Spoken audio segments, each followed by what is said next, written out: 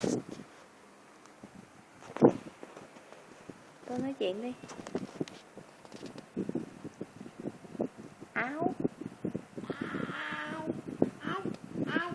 Áo.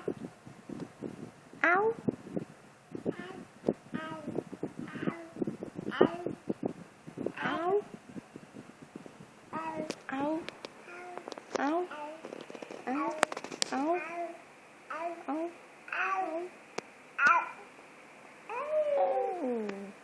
Pa. Pa. Pa.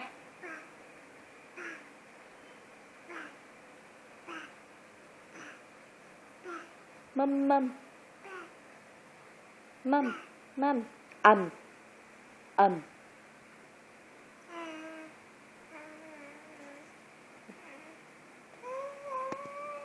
Ai. Ai. Ao. Ao. Ao. Ao. Ca gì đó.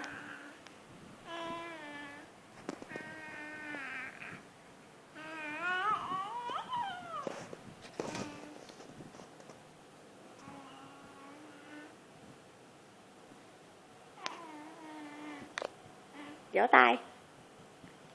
Vỗ tay bà cho ăn bánh, không thôi bà đánh lên đầu cốc búp. Bye bye. Qua đi.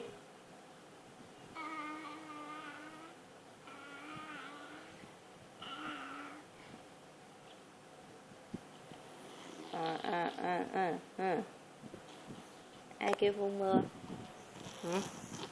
Ai kêu phun mưa đâu? Mi gió đi. Mi gió làm sao? Yeah ầm. Yeah ầm.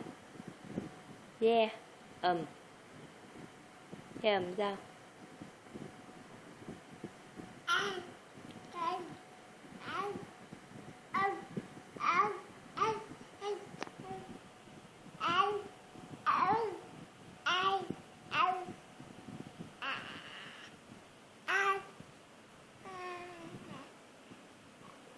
Cửa sổ đâu? Cửa sổ ngắm cây đâu? Quạt mát đâu?